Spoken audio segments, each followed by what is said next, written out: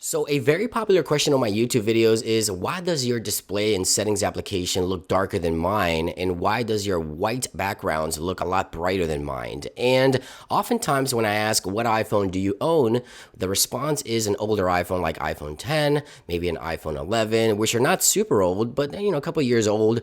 And what happens is the screen on OLED display iPhones and any OLED display actually burns over time. So in this video, I'm going to show you how to prevent any screen burning from happening over time on an OLED display iPhone. As always, if you would like to stay up to date with the latest iOS news and Apple software updates, don't forget to subscribe and turn on those notifications so you don't miss another episode. Now, the first thing I want to go ahead and mention is that if you ever get the display replaced on your iPhone and you ever see this message that you get here on the screen here, make sure that you go back and get a genuine display that also can impact the display quality.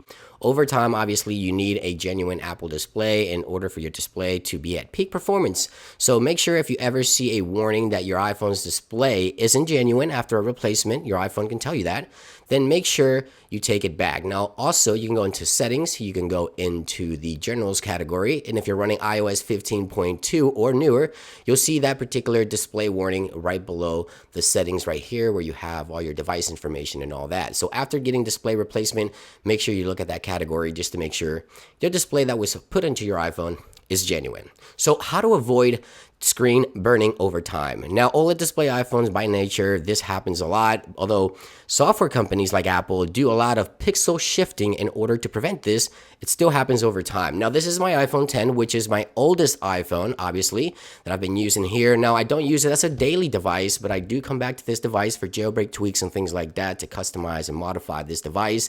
However, when I did get the iPhone 10 for the first time, it was my daily driver. I used it for a year and a half, maybe two, on and off, and I always come back to it, as I mentioned, for jailbreak tweaks. Now, one thing that I used to do here on the channel was battery tests that would last hours upon hours of testing, and the display brightness used to be always at 70, 80, 90% for hours. So that caused this display from burning. Now, I want to show you, obviously, the iPhone 13 Pro Max display is newer, it's brighter, but if we take a look here in the settings application, for example, take a look at the settings app. Can you tell the difference?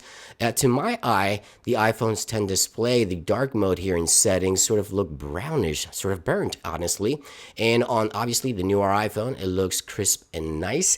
And there's no filters being applied here. There's nothing happening here. The settings and brightness settings are identical. And if I go into a white background, I'm pretty sure you can tell the difference here. So let me set the brightness at the exact brightness, which it is right now, but just to confirm here, set the brightness to 25%. Here we go. You can see the difference big time here. So you can see right here that on the left, the iPhone 10's display definitely looks burnt out over time. And that is because I used to keep the brightness at 100, 90, 80, as I mentioned, for these battery tests for long periods of time. So what you want to do is obviously do not keep your iPhone's brightness at 100, at 90, or at 80 all the time. And if you don't use auto brightness, then just make sure you keep it below, I want to say 60, because your display eventually over time will end up looking like this, burnt out, and it's not going to look as good. The quality of the image is not going to look as good.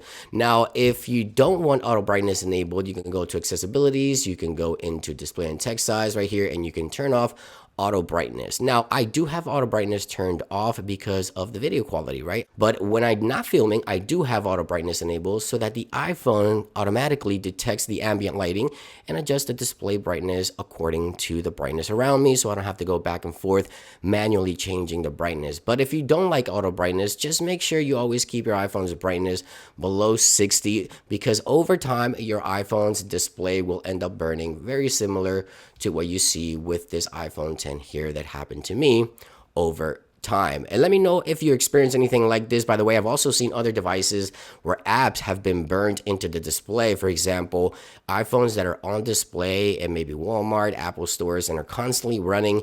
You can see that this image here was obtained from an iPhone on a display unit, which was left with the brightness on at 100% for hours on end, and the actual icons burned into the actual display. So when I jumped into the settings right here, you can see that the icons can actually be seen on the actual settings app when you jump into. That's major burning right there. But as I mentioned, guys, just make sure you keep your brightness or auto brightness enabled. Make sure that if you don't use auto brightness, make sure you keep it below 60. And that about brings it into this video. I would like to hear from you. Have you ever experienced screen burn-in?